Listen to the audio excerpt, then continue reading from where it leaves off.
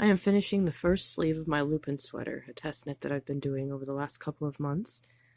Recently, I have learned the Sewn Bind Off from this awesome book, Vogue's Knitting, the Ultimate Quick Reference. It's a smaller knitting bag size version of the book that they've had out for quite some time. I think this is technically the third edition. I could be wrong, it might be higher than that. I've seen at least 2 others on the shelf though. And in here, it's got this one, the Knit One, Purl One, Bind Off, Sewn Bind Off, and those are a lot stretchier, so I've been using them on sleeves.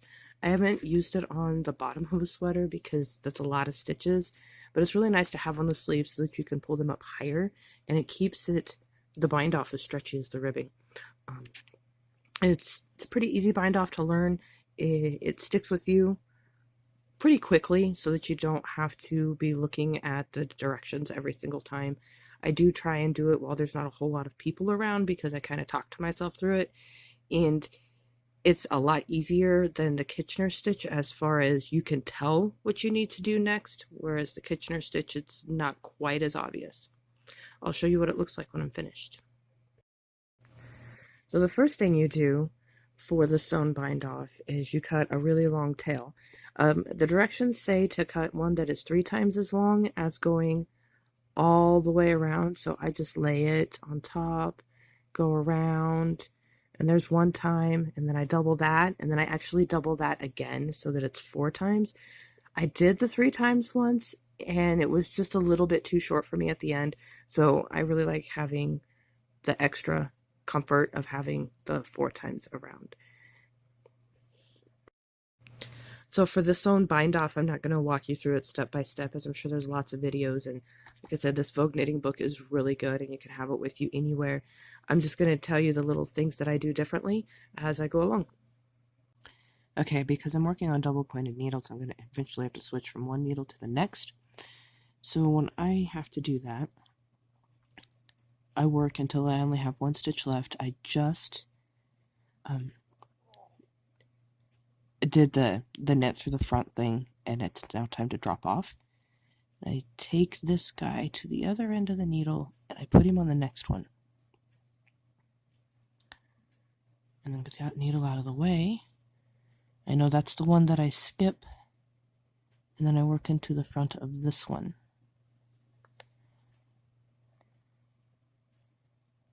You don't want to pull the thread too tight, because then you'll bring him clear over here, and that's not what you want. You want to still be able to tell that that is a purl stitch, because that is how you can tell where you are. And I know this yarn is really dark, and it would take a lot of lighting to be able to fix it. I just wanted to give you some basics here. But you can see, let's come from the other direction, that this guy here is a purl stitch. So that's how I know what to do next. When I see a purl stitch, and that's the next thing I have to do is take somebody off, I am then going to purl it.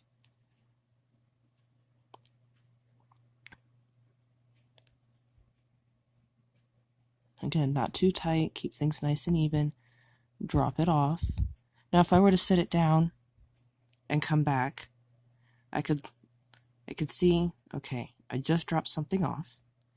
And then over here, well, that's a knit stitch, because that's this column here. So if I just dropped it off, I dropped off a purl, so that means I need to do the purl that's on the other side of the knit stitch. And at this point, you go behind and knit the purl. Make sure you don't split your yarn so that your edge looks very nice and finished when you have completed all the way around. Okay, and then I know the next one comes off, and I can see that it's a knit, so we knit it off.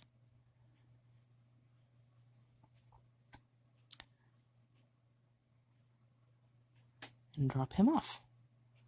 And it comes to the front. And keep the tension nice and even all the way around. It will take some practice. This is only my 3rd or 4th time doing it. I've lost count. I've done it working on double points and on a circular. It will say it was a bit easier from the circular. I've not done it working on a flat piece yet. I probably will at some point. but I really do like the way it finishes. Nice and stretchy. I will show you when it's completely done.